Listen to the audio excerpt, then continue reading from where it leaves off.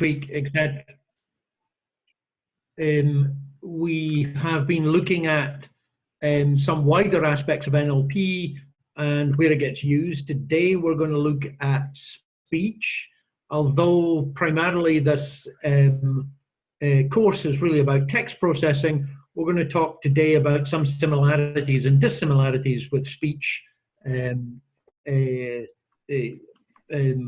speech processing, and how many things are the same, but of course we're dealing with signals. So we're going to have a look at what's the same and what's different between speech and text.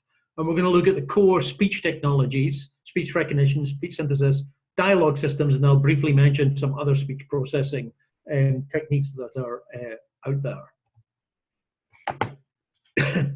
Speech is this thing that we do with our vocal tract. Our vocal tract is basically the thing that's inside our mouth that goes from our larynx, which is from our throat, up to our lips. And by positioning our tongue, teeth, lips in appropriate ways and open to the nasal passage, we can blow air through it and make noises. And these noises mean something. It's a continuous system, so there's no sort of discrete components in it. We can all control our tongue not in little increments, but actually in this continuous space. We all do it differently. We all do it differently based on our native language, our native dialect, our own personal choice when we were trying to model the noises that we heard around us when we were 1 or even less than 1 year old. We can make these noises and make people understand the noises that we make. So what's interesting about it is fundamentally blowing air through a tube. Okay, that's all it is. And we stop the tube, or we open the tube, or we position the tube to get resonant frequencies through it that can be detected by other people as sounds, as phonemes, as words. Now, what's actually happening is when you make these noises is they come out of my mouth, and what we really have is a waveform that's coming out of my mouth, and there's a compression of air that's coming out of my mouth that then goes out there, and if we were in the room, bouncing off the room until the walls and the ceiling until it gets to your ears, but at the moment it bounces off the walls in the room that I'm in until it gets to the microphone, and then electronically gets to you, and either into your headphones or into your loudspeakers, that then bounces off the walls in your room until it gets to your ears. Now, this means that there's lots going on there, because there's not just a single signal going on there, but there's some very close signals going on there, so-called reverberation, where you're getting slight echoes. And the human ear is really good at ignoring that, because we've had a long time to evolve such that that is not important.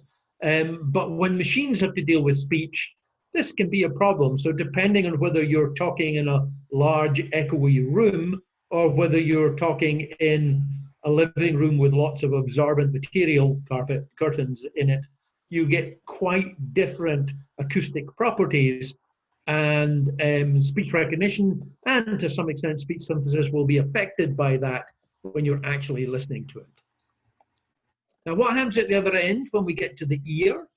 Well, in the ear, what we have is we have this bit of skin, the ear itself, which is basically cleverly positioned so that we can tell where the noises are coming from.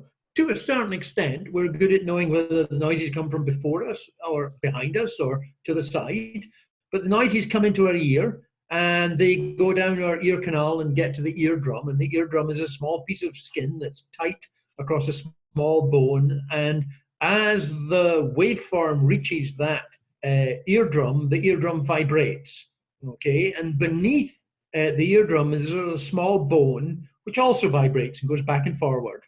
Now, this is very much like a microphone, or actually, let's really say the other way. A microphone is very much like an ear. The ear was around before the microphone. And inside the ear, with that little bone that goes back and forward, it goes into a thing called the cochlea. The cochlea is this spiral snail shell, for want of a better word, that contains fluid and has small hairs all around the outside of it. And as you vibrate the liquid inside it, different parts of that spiral get excited and hairs get excited. And the information from that then goes to the audio nerve and then into the brain. What's interesting about that cochlea is depending on the frequency of the vibrations in the waveform, different parts of the cochlea get excited. So if I give a high-pitched noise, then particular parts get excited. And if I give you a low-pitched noise, then other parts get excited. More importantly, if I give you multiple tones at once, which is actually what most vowels are, and or telephone touch tone noises, different parts of that cochlea get excited. And this effectively means what's happening in the cochlea is we're decomposing the signal into its frequency components. This in math is called a Fourier transform, and this is a mechanical thing which will do that decomposition into the frequency components. This is important to us when we're looking at how to deal with speech processing, because the fact that the brain cares about frequency components of the signal coming in rather than just the waveform frequencies, time domain frequencies, means that if we want to do work in speech recognition or to a certain extent speech synthesis when we're generating, we have to care about the frequency components which are in the signal rather than just caring about that waveform part. Now, sometimes there's a disability, a congenital disability at birth, where the cochlea isn't well developed and doesn't contain any liquid. And when that happens, the person that it happens to is profoundly deaf. They can't hear anything, okay? You can still feel sound through your skin, okay? And so you are capable of hearing sort of through the skin, but you actually can no longer hear the frequency ranges that a normal person with hearing can hear. So about 25 years ago, people started developing artificial cochlea, and what the artificial cochlea would do is basically a frequency decomposition piece of silicon that would take a microphone, decompose it, and then actually send signals directly into the audio nerve. Now, of course, it's not going to do that exactly the same as what a human cochlea does, but they can get relatively close, and especially if this cochlear implant was implanted when the patient was pre-vocal, less than about 18 months old. The human brain is so plastic that it would learn whatever these signals are and be able to understand them as frequency decomposition. And these patients who received that effectively went on to have near normal hearing. Okay. Now, that technology's improved over time, and now it can be done with adults. It used to only be done with pre-vocal children. And that is a really interesting technology where we can give hearing back to, or hearing to, people who've never had hearing up to a level that is absolutely fine for normal interaction. If you look on YouTube for cochlear implant, you'll see some ridiculously moving examples of people having their cochlear implant switched on for the first time. Often these people have never heard or have lost their hearing many years before, and suddenly they can hear again, and it's quite moving, let's say. So we, as humans, can generate out of our mouths these vibrating waveform signals of high pressure, low pressure air, and our ears can understand and decompose them so that they can find the content of the things that we are actually saying and the noises that we're saying. Once my ears are less sweaty, I'll put my earbuds in. Sorry, was that a question? Okay. So we have these noises.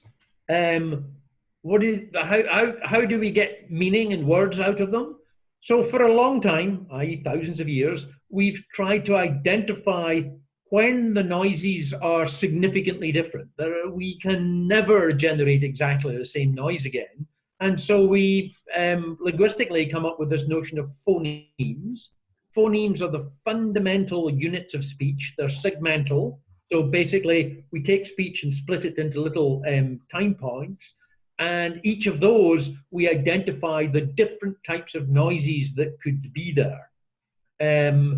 Now, there are problems with that in the sense that different people have different notions of what significantly different is. But the general notion is if we change one of these phonemes, we can get another word. So an example is a good way of seeing this. So if we have the word pat and we have the word bat, the only difference between those two words is p and b, okay? And so we would define those as being different phonemes, p and b. Now, that's the difference between them is voicing, and I'll get to that. But also we have a word like pat and pam. The difference between them is t and m.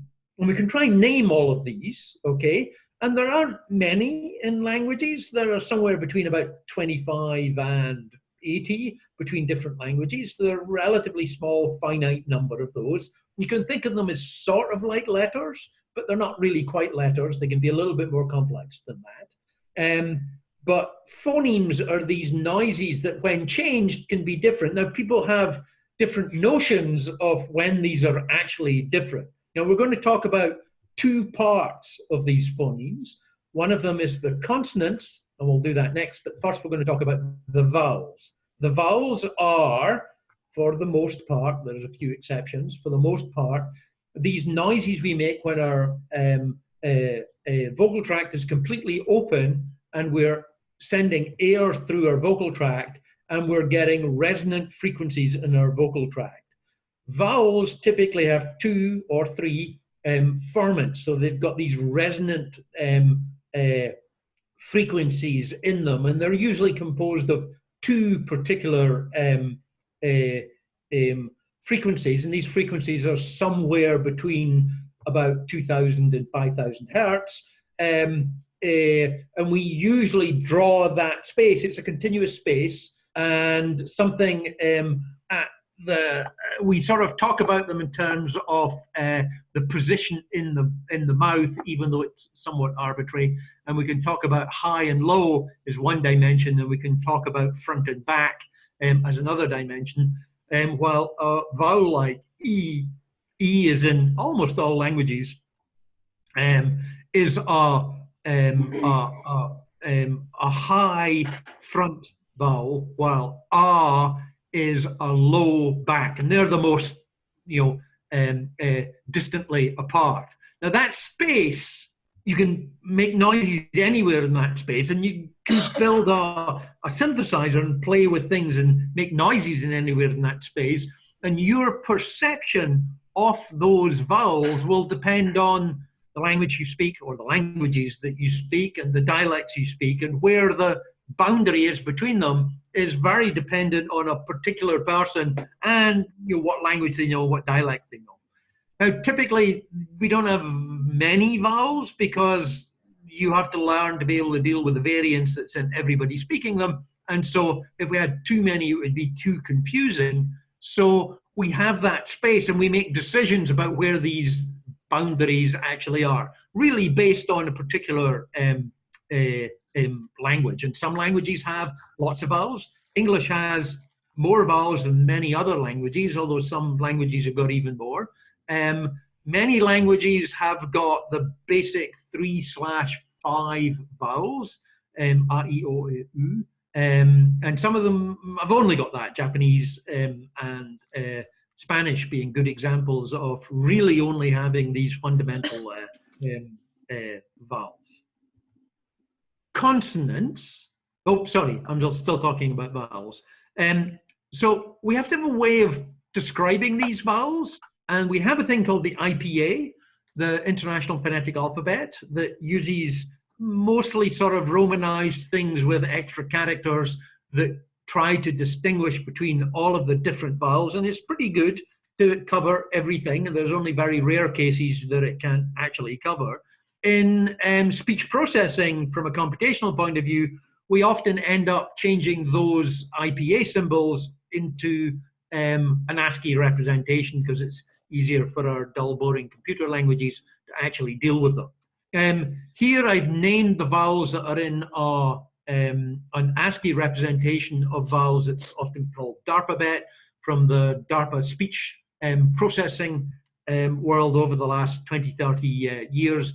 Many of the speech recognizers in the world came out of the DARPA project over the last 20, 30 years. So they are usually written as two ASCII letters, typically uppercase, but not always, to be able to distinguish between those. Now, these are American vowels, they're not my vowels, okay? So many of these are not the ones that I say. I often have these vowels, or I have them mapped to something else, okay? But I'm going to talk about the last two on this. So we've got FULL and FOOL as the example, and those two vowels in standard American English, actually in standard British English as well, which is not what I speak, are different, okay? So there's something like, because I don't have them natively, there's something like full and fool. But natively, I don't have a distinction between those. To me, the first word is fool and the second word is fool. And these are just the same words to me, okay? It has been pointed out to me that as a full professor in the Language Technology Institute, I should probably try to find out what people mean by a full professor, because I now don't know which word it actually is, okay? Because I've only ever heard people say it out loud, and I don't know what it's like when it's actually written, okay? Consonants. Consonants, sometimes called obstruents, because they obstruct the speech. For the most part, consonants, not always, but for the most part, consonants stop the air coming out of your vocal tract. So there's actually a class of them that are called stops because they stop the air. And you can stop the air at various parts of your vocal tract. You can do it at the front with the lips, okay? So you can have p, where you put your lips together. You can have it at your teeth with your tongue, so you can say t. You can have it further back up the top of your mouth with k. You can actually have the constraint even further back with something like h, which isn't in English, but it's in Dutch and it's in Scots English, okay? And it can be even further down your throat, okay, which I cannot do, okay? Now, importantly, there are two different types of stops. Actually, there can be many types of stops, but there are, in English, we have two types of stops. We have voiced and unvoiced. Unvoiced means that we are not vibrating our larynx further down our throat when we're making these noises. What kind of protein powder? So p, How do you choose protein powder? Because whenever I go to the store, there's like so many. can somebody who's got their speaker on put it off? Thank you about the protein powder information. Okay. So we have p, or we can voice it and go b. So the only difference between p and b is voicing, and likewise the difference between t and d is voicing, and k and g is voicing, and likewise the one further down the throat, you can have h as in loch, and you can have it voiced as in, well, we don't have anything in English for that, but Amsterdam Airport, okay, is actually Schiphol Airport, but the locals don't say Schiphol, they say Schiphol, okay? And so they've actually got a voiced version, which we don't have in English. So these are stops. I'll come to this in a minute. Northern India language like Hindi, Marathi have actually got an awful lot more than what we have in English. We also have fricatives. The people who come up with the names for these things always make sure that the name contains an example of it. So stops has got 2 stops in it. Fricatives has got multiple fricatives in it, but the f is a fricative. And again, we can have voiced and unvoiced. So we can have f and we can have v, okay? And another fricative is, okay, as in happy. But we can voice it, but we don't do that in English very much. We have s and z, we have sh and j. So let's give you an example here in Chinese. In Chinese, they have many of these distinctions. Actually, they have many more. But the Southern Chinese, okay, typically don't make distinctions between sh and j or s and z. Okay, now you Southern Chinese who are sitting in the audience there are going, wait, what? Yes, we do. And all the Northern Chinese at the moment are nodding your heads, going, yeah, that's right. That's exactly how you can tell the difference between a Southern and a Northern Chinese speaker, which is absolutely true. The same is true in Germany, and it's also a North-South distinction. The Southerners don't make a distinction between that, so they think t and d are just exactly the same, s and z are exactly the same, but the Northerners make the distinction. We also have affricatives. We have ch and j. Again, Chinese is more there. We have nasals. So we can also open up our velum that's at the back of our throat and have air come through our nose, our nasal passage. So things like and ng are all examples in English that are very common. In fact, they're very common across almost all languages. But for example, there are stops in Nepali which are nasalized as well. There's also a bunch of things which are called glides, sometimes called semi-vowels, because they're a bit like vowels, but not quite. And these are things like l or or y or w. Okay, so they're almost vowels, but they're not quite vowels. And there's a bunch of them as variations of those. Okay. Not all of the variations are phonetic. And so what I mean by that is not all of them give different words, and it may just be the personal way of doing it. So let's take the R sound, okay? In Scots English, which I theoretically speak or did when I was younger, the way that we realize the R sound is we do it with what's called a trill. Okay, so a trill is again an example of what it has, and it's got this r in it. Okay, now the Southern English don't do that, and Americans don't do that. Okay, the Americans have actually got a very individualistic way of doing that is very particular to American English, and none of the other English speakers actually do that. And so how I realize an R, or how a Southern English person realizes an R, or how an American person realizes an R, is all different. We do different things with our mouths, but we call all of those the phoneme R. Okay? These different ways of realization don't make a difference to the phonemes, but they do in the way that we realize them. But, for example, in Spanish, we actually have a distinction between r and r. And that's true in some languages, that there is a distinction between these forms. There are also things that can happen in a language that aren't considered to be phonetic, but they're just a choice, but they become so common that if you do not do them, it becomes hard to understand. So if we take on the last example there, H2O, okay, the citation form, the actual full form of that is the word water. But most Americans will never say the word water. They'll always take that T and reduce it to what's called a flap, where they'll just tap the top of their mouth with their tongue and they'll say the word water, okay? To the extent that if you don't say water, many Americans won't understand the word that you're saying.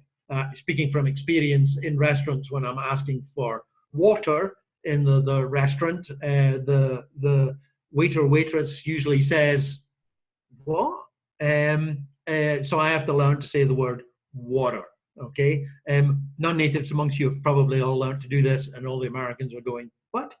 Um, yes, but this is a distinction. And that's not phonetic yet in American English, but it probably will be in 20, 30 years. So you can come back and tell me that 20 or 30 years from now.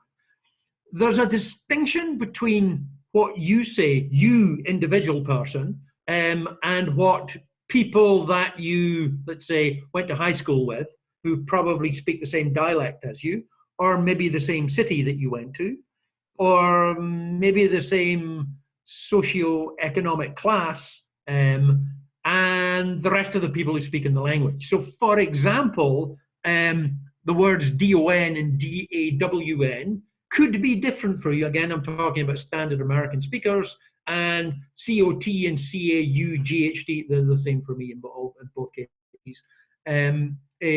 They may be different for you or not. And that's not considered to be a different language. It's maybe a different dialect. In fact, most people don't even notice that because you hear it so often that that's just acceptable. Okay.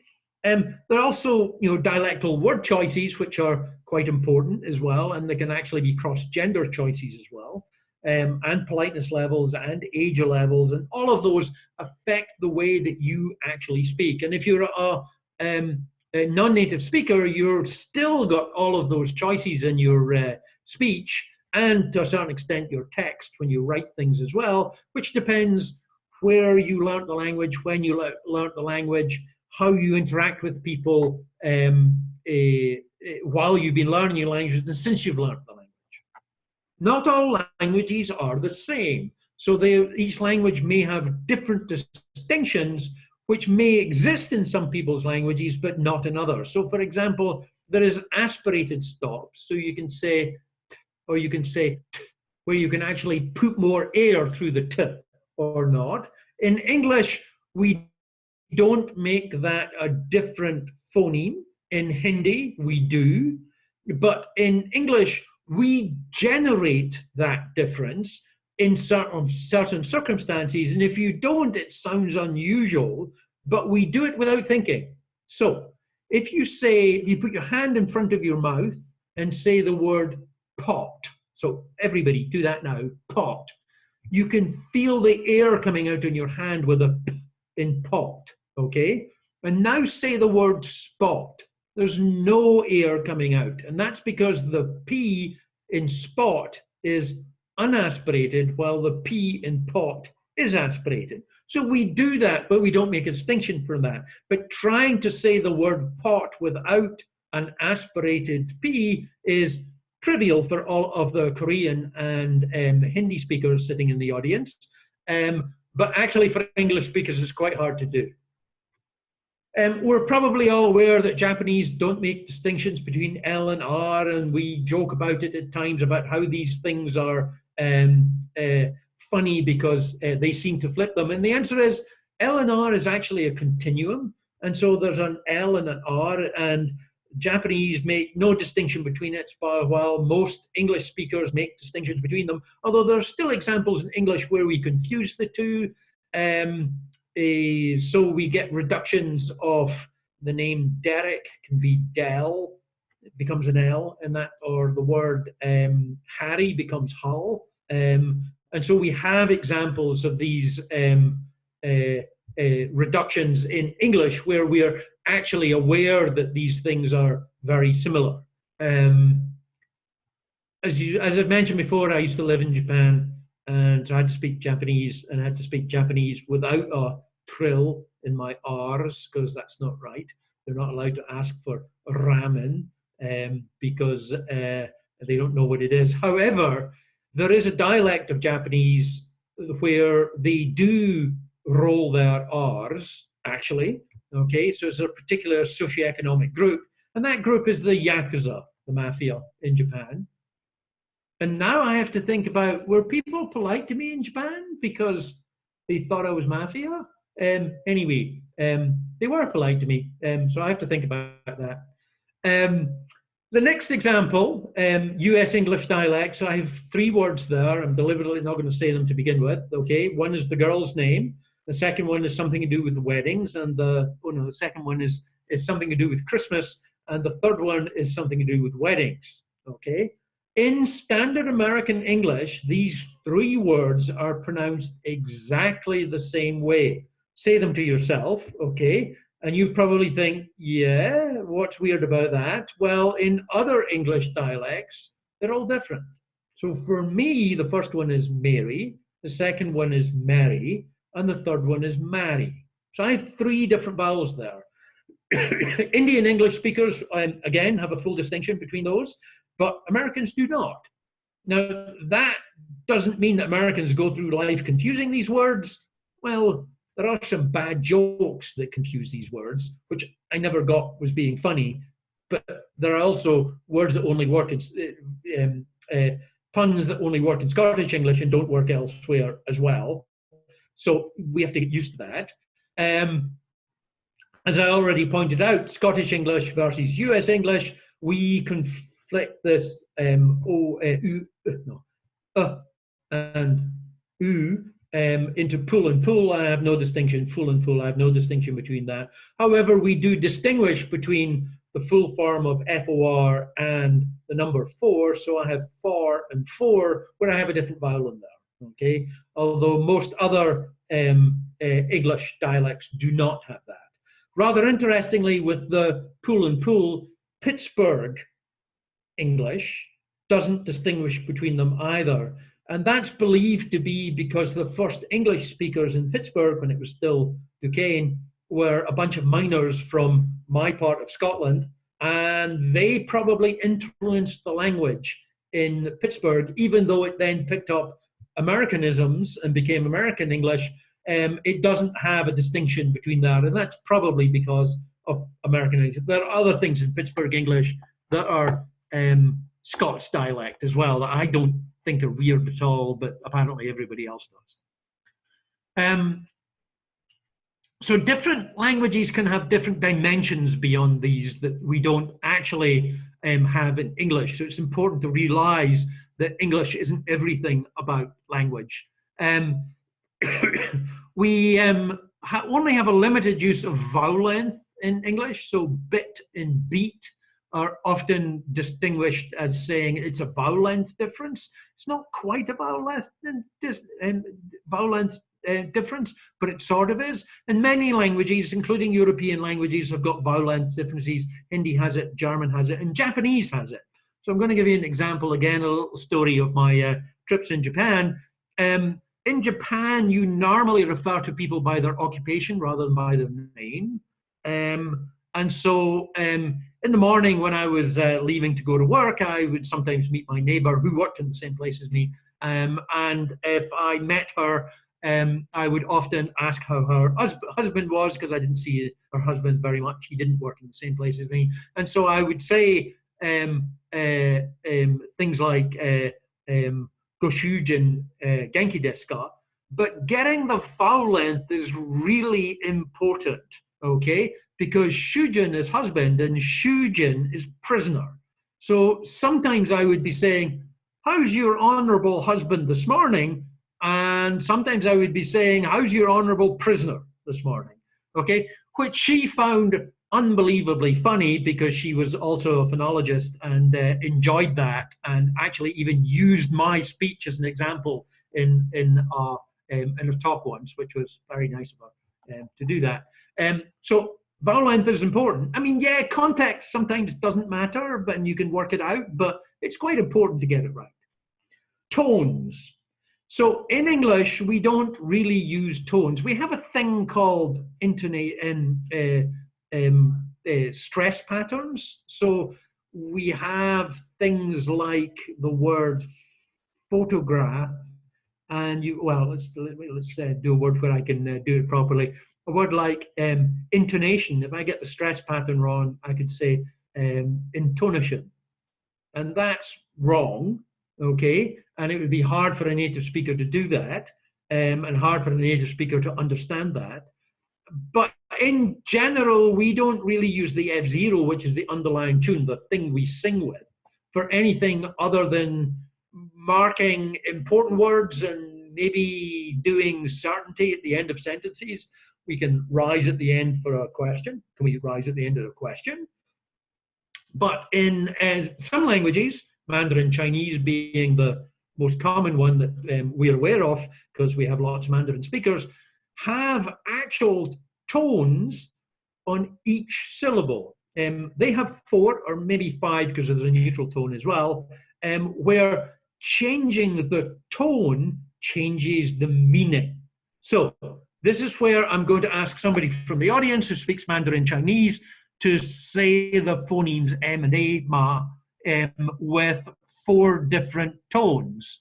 So I'm going to ask you to select someone to do that, although I'm sure he could do it too.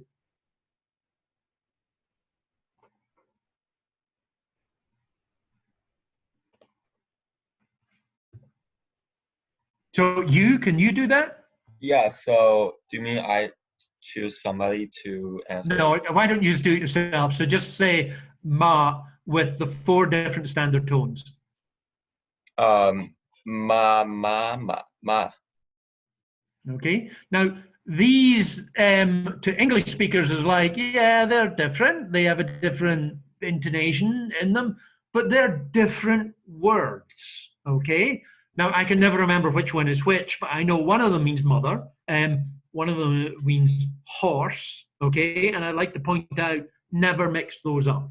Okay. It's not a good idea to ever refer to a horse as your mother or refer to your mother as a horse. Okay. What did the other 2 mean again? I can't remember. Could you tell me? I guess ma means some material that we can use to make clothes. Yeah. And ma, it's like curse. Yeah, I know one of them doesn't really have a meaning. It might appear somewhere, but it doesn't really have a standard meaning. But these are important, and lots of languages have tones, and it's not just the languages in the Far East. Chinese, Thai, Burmese all have tones. All the various Chinese dialects have tones. There's a number of languages in Africa with tones, and there's a number of languages, native indigenous languages in the Americas, in the Middle Americas, that have tones too. So they appear a lot, okay? And it's really the European languages are the ones that are a little weird, that they don't have tones, okay? Now, mostly you blow, but occasionally you suck when you're speaking. And there are some languages that have various forms of clicks. So, which is a language spoken in South Africa. Nelson Mandela's native language is as is Trevor Noah on The Daily Show. His native mother's native language, and I suppose his native language is now there can be different types of clicks as well. So lots of languages can have that too. So there's other spaces that languages can actually use to be able to control, how things actually mean. And when you speak that language, you probably don't know. Most native speakers have got no idea what the phonemes are. You might be able to ask them questions about it, but they don't explicitly notice that when they're speaking. Okay? But that's only part of what language is all about. In addition to this, there's also what we call as prosody, and this exists not just in European languages, it exists in Chinese with tones as well, but it's the underlying tune in the language. And it's used often for focusing things or giving something about the feeling of the person speaking. It can cover emotion, it can cover certainty, it can cover interest or disinterest. It can have questions. Often questions may rise at the end, and that's fairly universal across most languages. Not all questions actually rise at the end, but when they do, they're often, when you do have a rise, it's often taken as being as a question. Duration, you can change the length of things, so you can focus things by making them longer. And phrasing about how you chunk these things together can make a difference on how people interpret what's going on. And how you do that gives lots of information about how interested the speaker is, how sure the speaker is, whether they're lying to you or not, All of that information is often given in the prosody, but might not be in the actual lexical words itself. Here is what's called an intonation contour. So what we do is we measure how the larynx is vibrating per second. So how many times it's doing it. In males, it's typically doing somewhere between about 80 times a second and 180 times a second. In females, in general, it goes somewhere between maybe about 140 to 240. So in general, male speech is lower than female speech. And that's partly because of the general size of the vocal tracts for males and females. That the shorter the vocal tract, naturally the higher the pitch is going to be in general, but you have a lot of control over there, so they actually can overlap. But here we have an F0, a tune extracted from a piece of speech saying Jeff Conley heads the Boston Finance Commission. Now, what you can see is it starts off at 300 hertz. 300 is quite high for a male. A male can do that, but they probably don't do that very often. So this is probably a female speaker, okay? But it goes down to 100 at the other end, and that's quite low for a female speaker. So this is probably an older, authoritative female speaker, okay? Because 100 is quite low. Also, we can get from this is she's actually saying, Jeff Conley heads the Boston Finance Commission. So the word finance has got that little bump on it, okay? And it's interesting that the word finance has got the bump on it and not Boston. So she doesn't say, Jeff Conley heads the Boston Finance Commission. She says, Jeff Conley heads the Boston Finance Commission. So the word finance is the word that's focused in this sentence and not the word Boston. So Boston is already in the domain that she's talking about. So she's in Boston. So it's assumed that you know that she's in Boston and she already talked about Boston already, so she doesn't have to focus it or introduce it anyway, but now she's talking about the Finance Commission. Now, also, you can see right at the end after the word commission, there's a little rise. It doesn't go down, it goes up a bit at the end. And this is what we do when we're not finished speaking. So she could have said, Jeff Conley heads the Boston Finance Commission. But she actually said, Jeff Conley heads the Boston Finance Commission. And she's going to say something else. I'm now going to play what is said, and hopefully this will work. Jeff Conley heads the Boston Finance Commission, a watchdog agency created by the city charter. Now, I'm right. She's a female newsreader for WBUR, and she's in Boston, okay? And I know that. And I can get that information from the F0. Now, I'm lying a little bit. I know all these things about her speech, and it's not necessarily the case that she's in Boston, because maybe the previous sentence already introduced Boston, and then she would say the same thing, okay? It doesn't be that only the people in Boston are allowed to de-emphasize the word Boston. That's not true. It's second mention gets de-emphasized. But all of these things that I said about her speech are true, and that's the reason she speaks like that. And if she said something else, then it would be weird for the situation. So when you're caring about speech synthesis, you've got to get this right. Otherwise, you'll confuse the listener, or at least not help the listener, okay? And in speech recognition or in emotion recognition, these things can be quite important.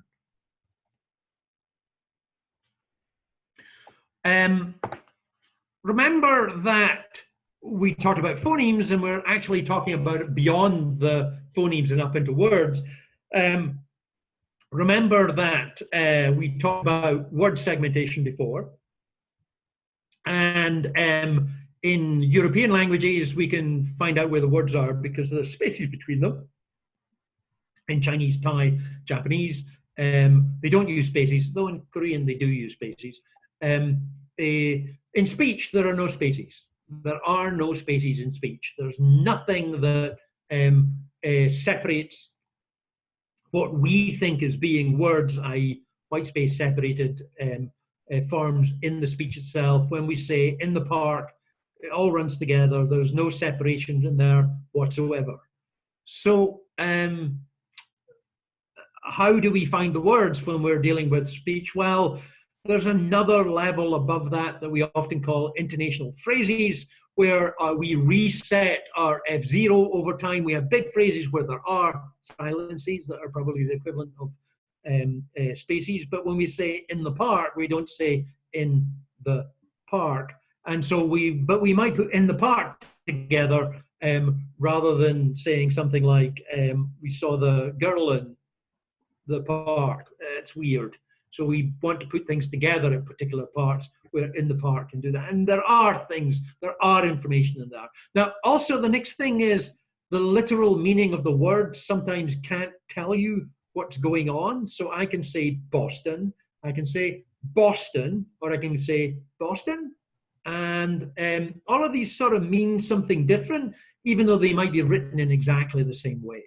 And so there's more information in the signal, although typically what happens in speech recognition is we sort of ignore that. Okay, so I'm now going to talk about, when I've given you this background about what speech is like, I'm going to talk about the standard technologies that we use in speech processing. So first one is speech recognition. So this is, given the signal that's coming out, can we actually write down the words that were said? Okay. Now, this is done in two modes. There's two parts of it. There's the acoustic model, which has to deal with all of the ways that everybody can say all of the phonemes. And that's usually the way we do it. We go and get training data, and we try to work out how to do that. And we also care about language model. Okay, so we care about what's the most likely words that people are going to say. Now, we've already talked about language models, and it's exactly the same thing. We do them in the same way. We're often using trigram language models, or we're using larger n-gram models in order to be able to represent the words that are actually being spoken. Okay, now what's important in speech recognition is sometimes it's very easy. So when a microphone is right in front of the person's mouth, high quality microphone, and the person is reading or doing prepared script type things as in a newsreader, it's usually pretty easy to do the speech recognition. But there are lots of things that make that much harder. So if the microphone's not there, if it's sitting on the table, or it's sitting across the room, or if there's other people speaking, or if the person is casual in their speech, or they're spontaneous in their speech, or they have a dialect, or they're non-native, all of these things will make speech recognition harder, okay? So if you're a standard American clear male speaker who speaks like a newsreader, speech recognition works very well, especially if it's got a high quality microphone to do it. But actually in real life, life is never really as good as that. And it's usually something like it's a remote microphone, it's chatting between friends, and that gets much more casual, and it's in an open cafe, so there's lots of other speech roundabout.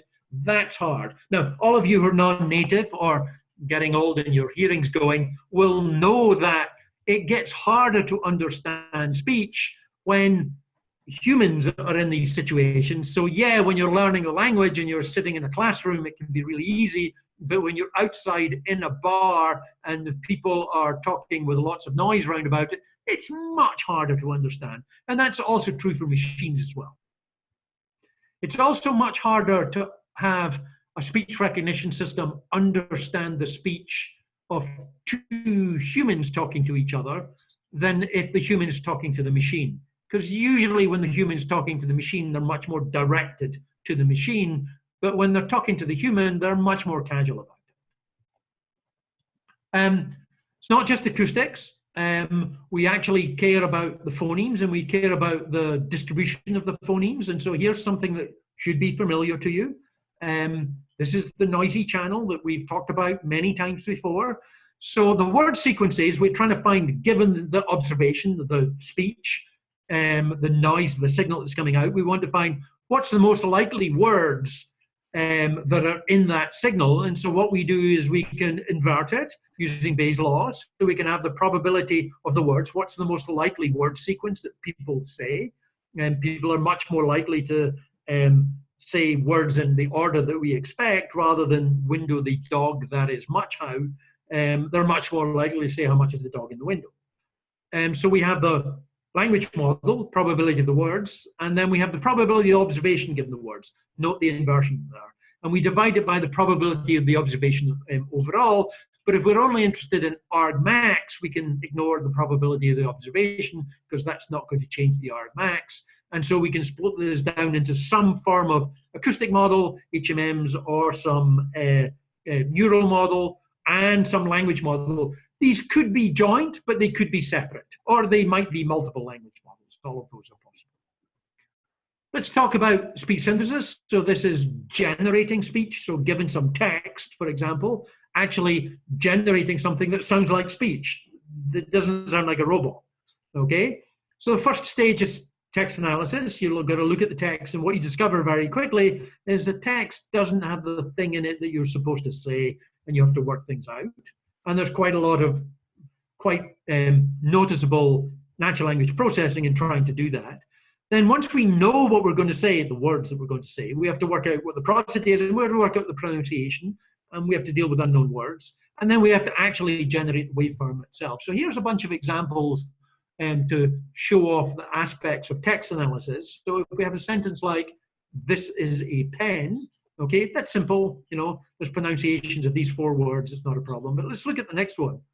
"My cat who lives dangerously has 9 lives." So lives appears twice in that sentence. And the first one for pronunciation is lives, and the second pronunciation is lives.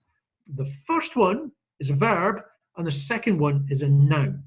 And the pronunciation is different depending on whether it's a noun or a verb. So we need to do part of speech tagging in order to know how to pronounce it. Okay, so we have to do that if we're going to do that properly. So the part of speech tagging that we've talked about before is something that we have to do. Let's look at the next one.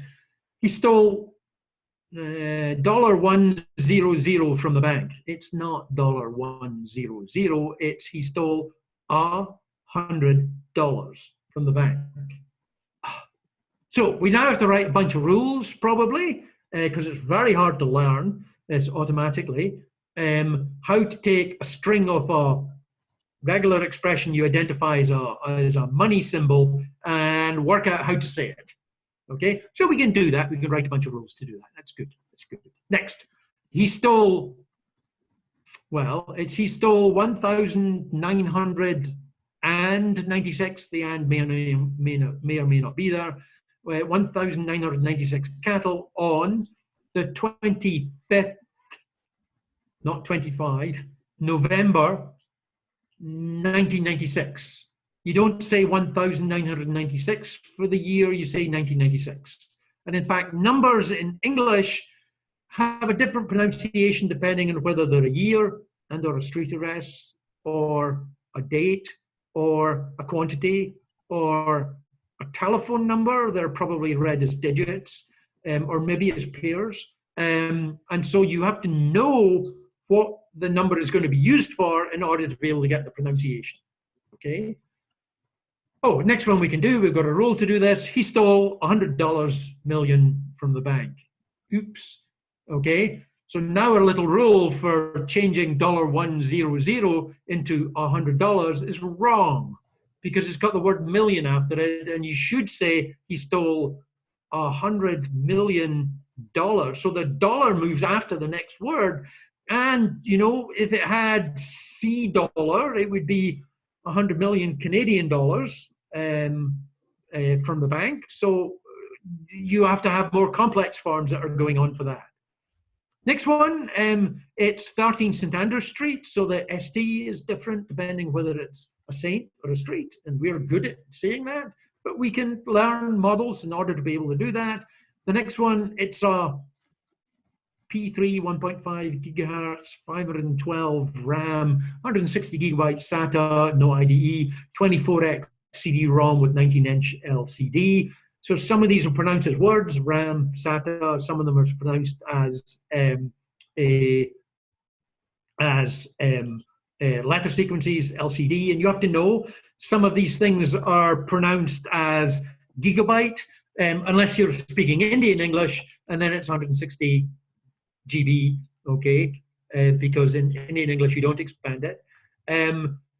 Maybe it doesn't matter, or maybe it does, and it depends on the context. I mean, maybe I should just say an old computer, because this is an old computer, but these abbreviation things are incredibly common, and those who know them expect them to be read properly, otherwise it's at least funny or wrong. And then the next one, what about typos? It's fine if you're doing text-to-speech on well-written text. What about typos? Here we have my home page. It's the word page. You all know it's the word page. But that's not what it says. And so should we do typo fixing when we're doing text-to-speech? And that's a question too. And as we're doing TTS of short messages, TTS of email, where it's not well edited, we have to address these issues. I'm now going to skip on to talk about waveform generation. I'm going to place some examples here of the different speech synthesis technologies over the years. The first one, let it talk for itself. Ferment synthesis is an older technology, most famously in tech talk, that produces understandable synthesis, but is not so natural. It is, however, quite suitable for discussing the beginning of time and black holes. So that's the CLAT synthesizer. Actually, it's a particular version of the CLAT synthesizer. Actually, it is the physical box from Stephen Hawking. Okay, so Stephen Hawking, who passed away a couple of years ago, about 20 years ago, he was interested in replacing his speech synthesizer with a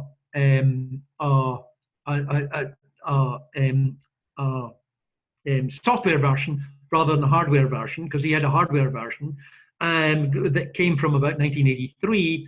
And so he sent one of them to me, and we got it to speak and recorded everything and built a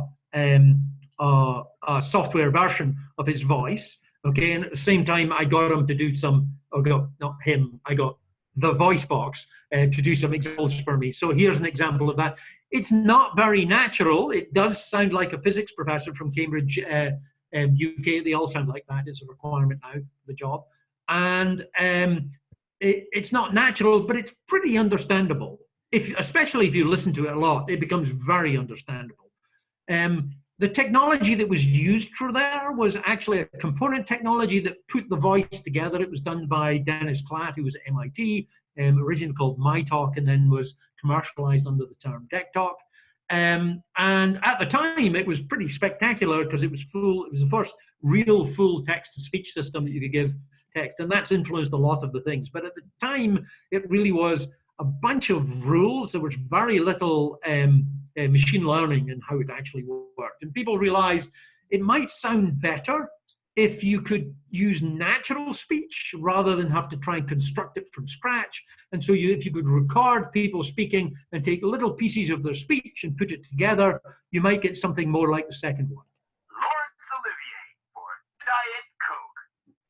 Hello, I'm Lawrence Olivier. I've been dead for over 2 years now, but through the marvelous technology of ape editing, I'm able to speak to you from beyond the grave. What you are listening to right now was made by cutting together things I said in my many films and interviews. Although I never would have endorsed a product like this when I was alive, my estate has determined that if I was alive, I would really want to tell you how much I enjoy the taste of Diet Coca-Cola. I think Diet Coca-Cola is really excellent, dude. It's awesome. So that came somewhere on the web. I don't know where.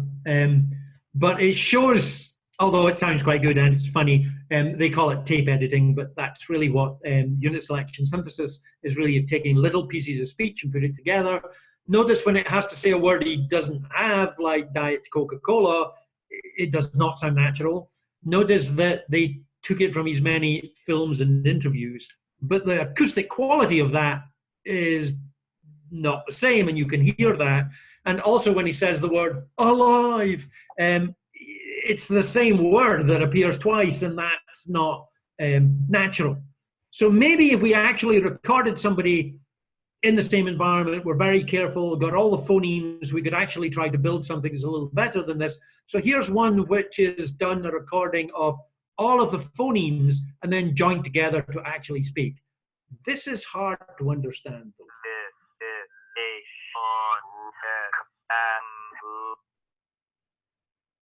So this says, this is a short example, but all the phonemes are the same length. So it says, this is a short to example. Listen to it again.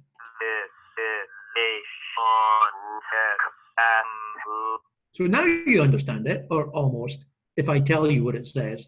But that sort of defeats the whole purpose of if I had to tell you what it says before I play it, because it's supposed to be speech on its own. Now, one of the issues here is that we don't speak isolated phonemes. What we do is we speak transitions between phonemes. So instead of recording each isolated phoneme, what we could do is we could record all the transitions between phonemes, and then we could do middle of phoneme to middle of the next phoneme. There are about 45 phonemes in American English. So square that, although not all of them exist. There's about 1,500. So you could record all of those, put them together, and then select them appropriately, join them together, do some smoothing, and you'd get this. This is a short introduction to the Festival Speech Synthesis System.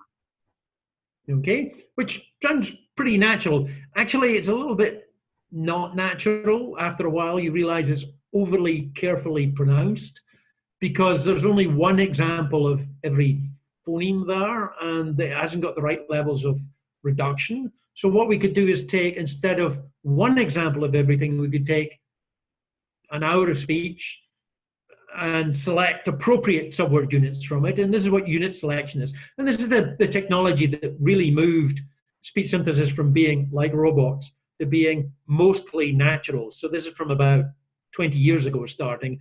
And up until 5 years ago, this was the most common speech synthesis systems that were in commercial systems. This was a short introduction to the Festival Speech Synthesis System.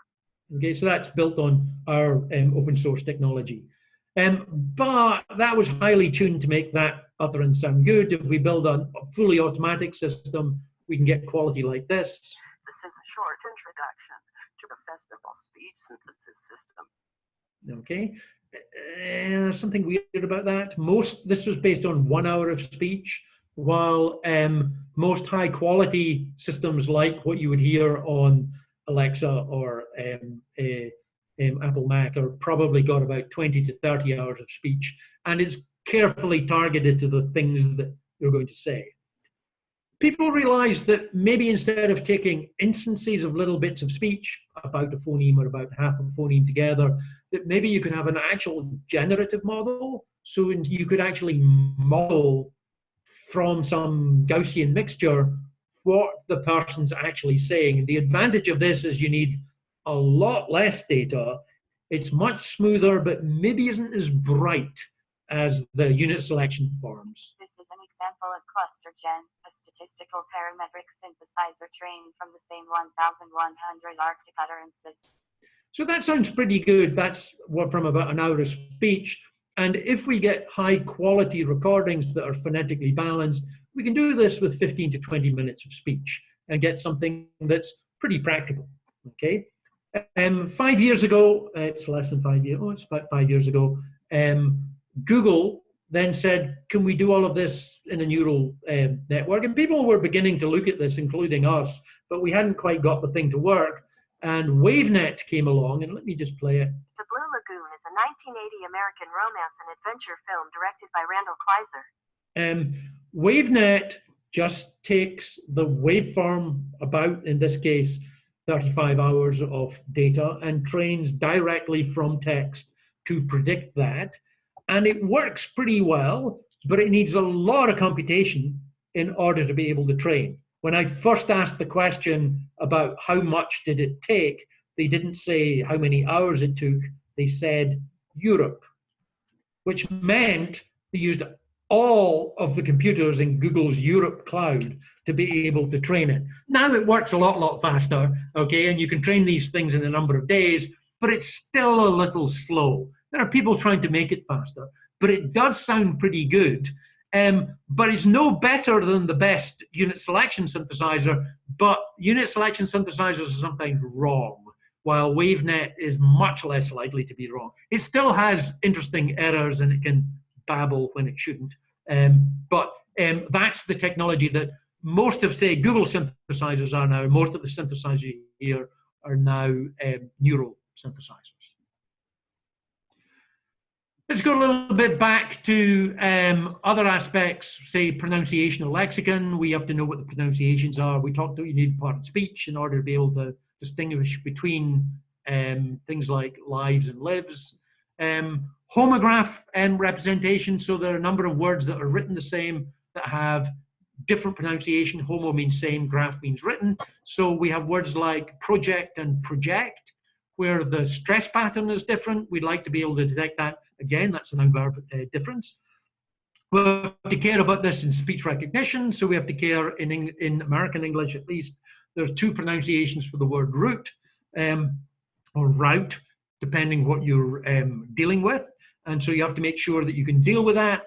Some people tell me use one in one condition and one in the other, but I don't think people are consistent enough with that, that you have to be able to recognize both. And definitely humans sort of interchangeably both generate and recognize and not care about the distinction between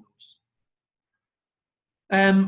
You've got to care about the pronunciation of unknown words. So if you look in the newspaper, if there is such a thing as a newspaper anymore, about 4% of the tokens are new to that newspaper and have never appeared before. They're usually people's names. They might be company names, they might be place names. They might just be novel forms that we've never seen before. COVID probably was a word you never heard 3 months ago. It never appeared. Coronavirus was around, okay? There was a Wikipedia entry about it last year, though it's become much more common recently. You can't do speech recognition without knowing what the pronunciation of a word is. You can't do speech synthesis without knowing what the pronunciation of a word is. So you have to be able to have something that will predict those pronunciations, okay? And we can build automatic systems that will try to guess it in the same way that you do when you see a word that you've never seen before. Although the advantage of learning this from data is it actually might be better than a human because they might learn many of the tricks. As many of you now know, I'm talking to the non-Chinese people in the audience here, there's pretty good rules on how to pronounce Chinese words, Chinese names in English, okay? And if you follow them, it works pretty well, okay? But if you don't know these rules, you'll often make errors, okay? Of course, the Chinese amongst you know what these rules, what these approximations are. So, you know, Q in English is probably best pronounced as a ch, but many people will pronounce it as a k or a qu because they think it's like the English Q. It's not. But once you know that, you can get a better pronunciation out of these names. And in the same way that we can actually learn that. I'm going to skip ahead at this point because there's another thing that I want to talk about today. Okay. There's a few more examples. I want to talk a little bit about dialogue systems being the third thing that speech technology gets used for. So we have recognition, which says you think, yeah, just put them together, I'll get a dialogue system. No, that's not the case. You need a recognizer and a synthesizer for the spoken dialogue system, but you have to interpret what's going on and work out how to generate the information afterwards. So it might be some information giving system for a task given system, where there's some database and you're asking information about what's the time for the next bus from Squirrel Hill to CMU, and it should be able to look that up and give you that information. It might be, say, information navigators where you ask it to read your mail, which is a pretty open-ended thing to do, or search the web. Imagine speaking in speech to your system and saying, please search for Justin Bieber, and it says, I have found 156,000 web pages about Justin Bieber. Do you want me to read them all to you? The answer is probably no. But you can also have question answers like Siri and Alexa, okay? They also can provide personalities and things like non-player characters in games, and that's actually getting more and more. I have already suggested that we should have projects that can generate avatars for Zoom so that they can sit there in meetings and nod and go, yeah, yeah, and laugh at appropriate times, because that could be a useful technology to have. But also they could be for cross-lingual, so you're talking with another human, so I'm talking to somebody in Chinese, and the machine is doing some form of translation while we're doing it. Hi, Alan. Sorry to interrupt, but it seems we have a question from the student. Okay, go ahead. Hi, Dr. Black. I was wondering, for whenever people generate speech in a certain person's like tongue, so like if we're trying to generate speech that sounds like Donald Trump or Mark Zuckerberg, what type of model like outputs that? Or is it a WaveNet or something like that?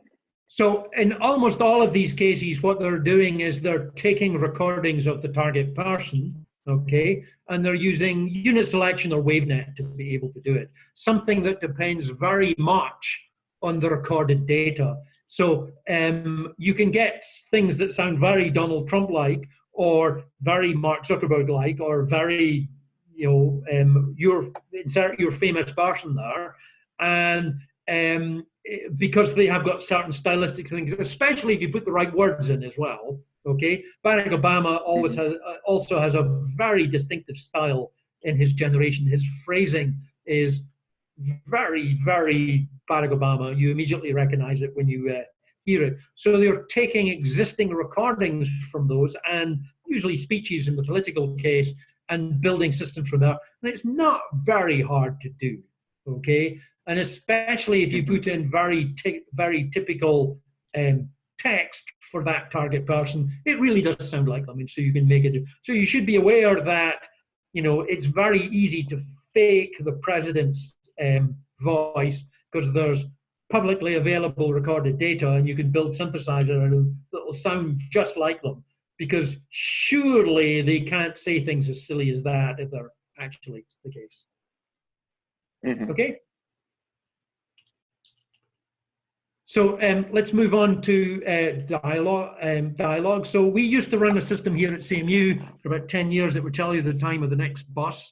And so I'm going to play one of the examples of this. CMU Let's Go bus information system. To get help at any time, just say help or press 0.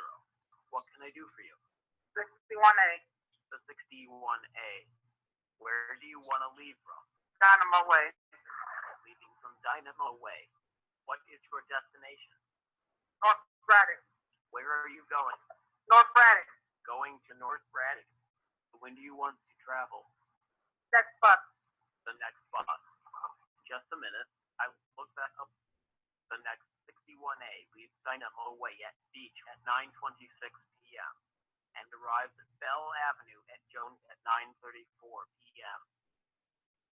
So this system did about 500,000 calls over the period it was live. Nowadays, it was connected directly to the Port Authority. So people would, when they called it, they would call into CMU and would give the results. Now we have real-time bus information, and so it's not as interesting. This was always based on the schedule, which is not always correct.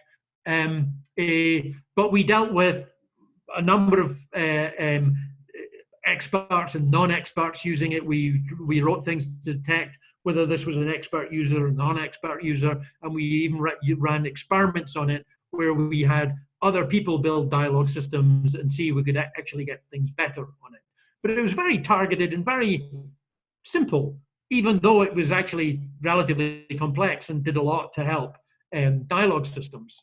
I'm running out of time, and there's one other slide I want to talk about. Yes.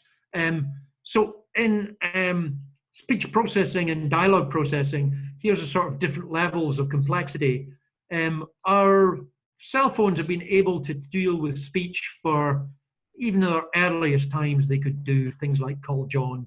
The next one, call John, Bill, and Mary and set up a meeting sometime next week for plan B that fits my schedule. Siri still can't do that, okay? Although that's not far away to be able to do that. So in other words, that means go and interact with these people, or go and interact with these people's schedulers and see if you can set up a meeting time for that. Still, I spend too much time on email trying to find an appropriate time to have a meeting, only then to get it moved because something then means that one of the people can't actually have that meeting. But that would be a useful thing to do. But it requires quite a lot of actual, going to call Bill and interacting with them and finding out when they're available, okay? The next one, make a reservation at a local Chinese restaurant for 4 at 8 p.m., okay? And actually Siri could not do that when it came out, but it can do that now because there are interactions with apps that allow you to do that and allow you to fill these things in and interactly say, wait, did you say for 4 people or did you say for 4 p.m.? And so it could confirm when things are confusable, okay?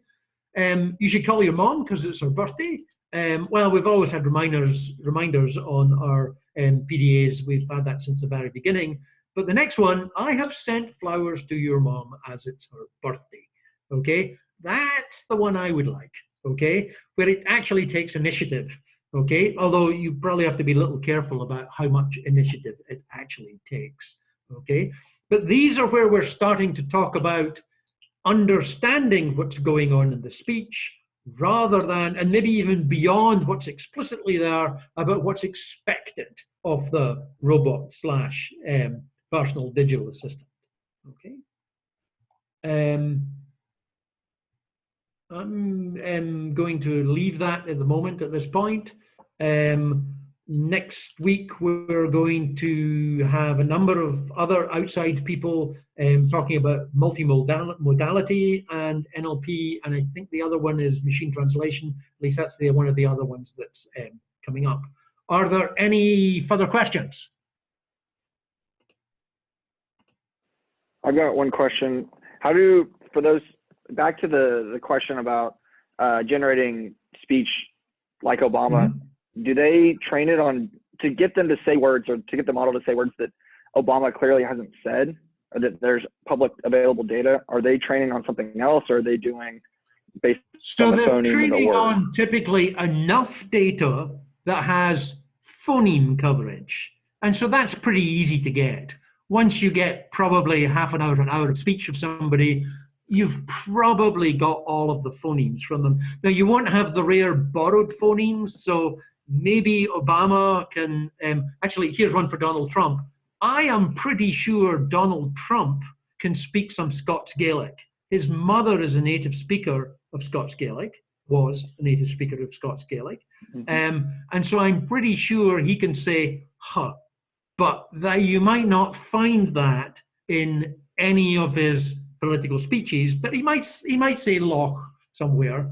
And so Obama probably doesn't have that, but maybe he does. I mean, he's lived in multiple places, so he might have that, but that would be a hard phoneme to find.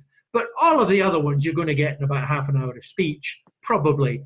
So as long as you get enough speech, you can probably do it. There are other techniques where you can take a smaller amount of speech and try to guess with somebody with that vocal tract shape how that person might say some unusual phoneme. And they've done experiments where can you get somebody to speak, say, Chinese when they've never spoken Chinese and build a synthesizer that sounds like Obama speaking Chinese. Actually, there are people who've done that with my voice, because my voice is publicly out there in open data sets, and people have done research with me speaking Chinese or Japanese or Korean. I know when I don't speak these languages, but they've had me speak it, so it sounds like me speaking Chinese. Be careful when you release your voice.